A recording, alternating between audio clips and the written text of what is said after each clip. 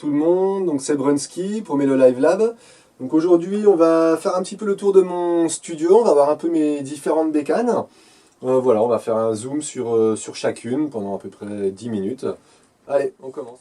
Donc voilà ma première bécane, contrôleur MIDI Akai APC40. Alors comme je travaille beaucoup, comme je compose beaucoup sur Ableton, voilà, donc j'ai besoin d'avoir un contrôleur MIDI pour pouvoir contrôler tout ce que j'ai créé avant dans Ableton.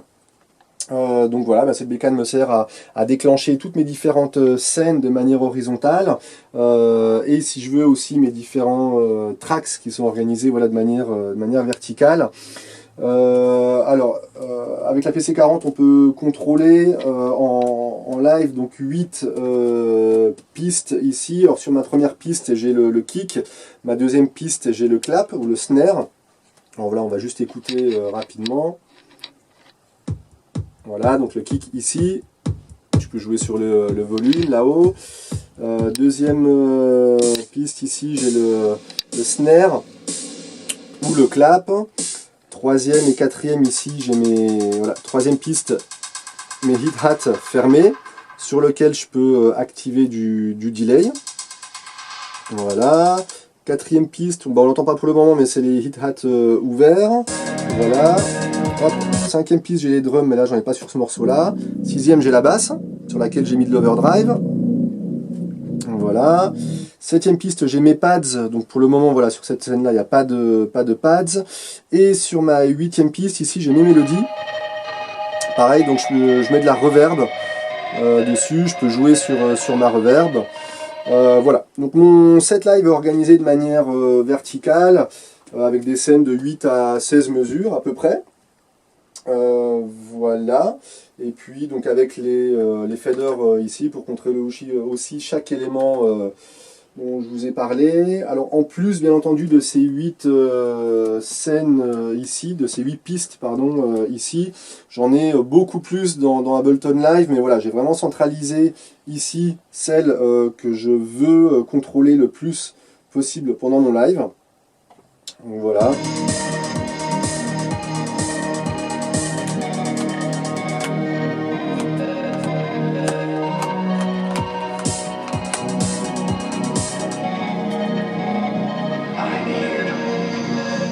Donc là on a mon deuxième contrôleur MIDI, le MIDI Fighter Twister de chez Audio Tech Tools, qui est un super petit MIDI contrôleur.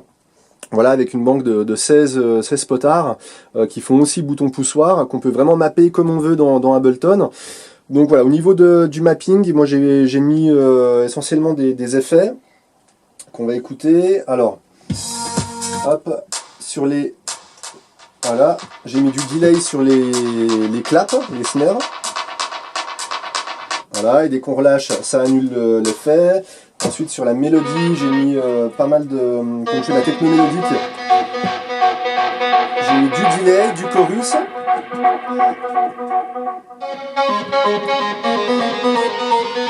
Voilà, donc cette ligne-là, c'est pour la mélodie. J'ai mis du low cut et du high cut. Voilà, donc ici j'ai les mêmes effets pour les pads, donc low cut, high cut sur les pads, delay et chorus aussi.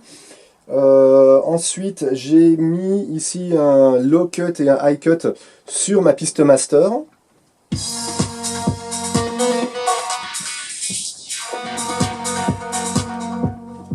Voilà. Et puis ici, alors j'ai mes bases, donc là j'ai mon kick, j'ai mis un autofilter sur mon kick, hop, qu'on va écouter.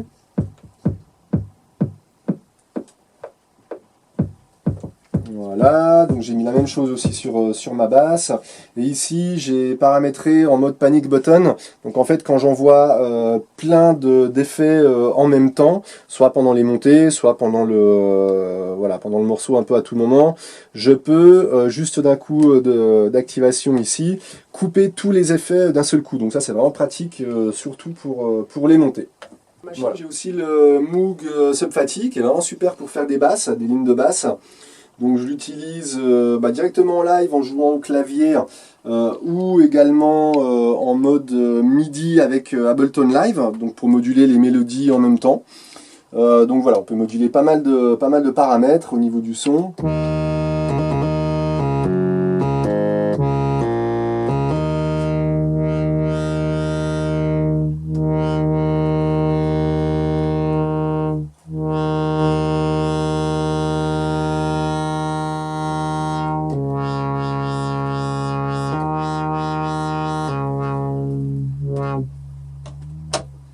Voilà, donc vraiment super pour les lignes de basse.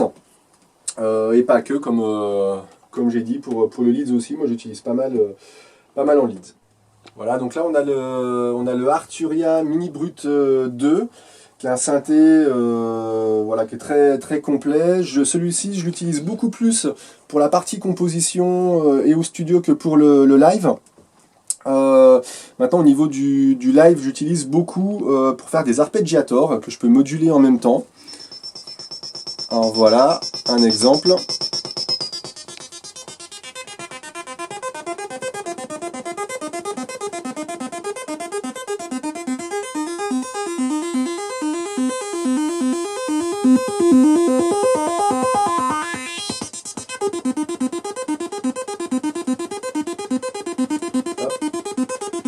Voilà. Donc j'utilise finalement assez peu en fait en mode live. Ça c'est vraiment un instrument surtout studio. Donc là on a ma boîte à rythme, la Roland TR8. Alors celle-ci on peut pas intégrer de son, donc elle a déjà des sons à l'intérieur qu'on peut moduler un tout petit peu. Donc moi j'utilise beaucoup pour mon live set, principalement pour rajouter en fait du snare, du clap, des open hats. Des closed hats et du ride. J'utilise assez peu le kick en fait sur celle-là, je préfère travailler vraiment les kicks dans Ableton. Donc voilà, petite démo avec le kick et le snare. On peut ajouter des drums aussi. Voilà, du clap, hit hat fermé, hit hat ouvert.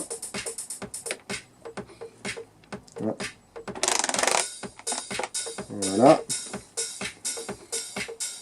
Du ride. Voilà. Et puis un petit effet que j'aime bien aussi, c'est faire balancer du delay sur le snare.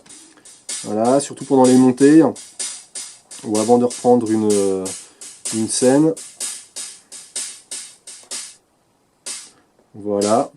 Donc voilà, petite bécane pas mal pour agrémenter le set live de parties de batterie comme mentionné.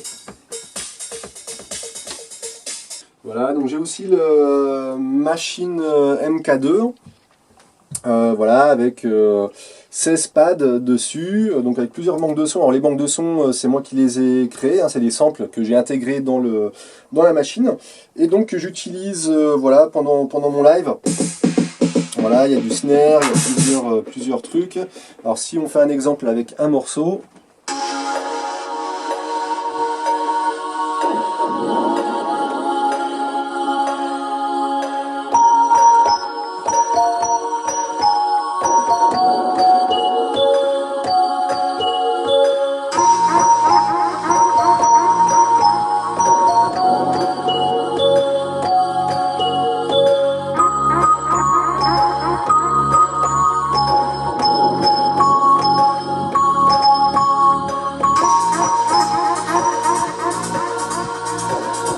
Voilà, donc machine assez sympa aussi, on peut faire pas mal de choses avec. Voilà, j'ai failli oublier de vous présenter encore celui-là, le Alesis Q49, qui est un clavier MIDI 4 octaves, super pratique, que j'utilise essentiellement pour composer, pas du tout en live. Mais voilà, comme le process de composition en général est assez fastidieux, voilà, ça permet d'ajouter un peu plus de fun et de possibilités aussi, plutôt que juste l'écran d'ordinateur et le clavier d'ordi. Voilà. Écoutez, j'espère que la vidéo vous a plu. Nous, on se retrouvera dans une autre vidéo cette fois pour le processus de composition. Et puis voilà, en tout cas, on se retrouvera samedi prochain, pardon. Ce sera avec un de mes compères. Voilà, bah, n'hésitez pas à vous abonner à Melo Live Lab en tout cas, et puis à très bientôt. Ciao!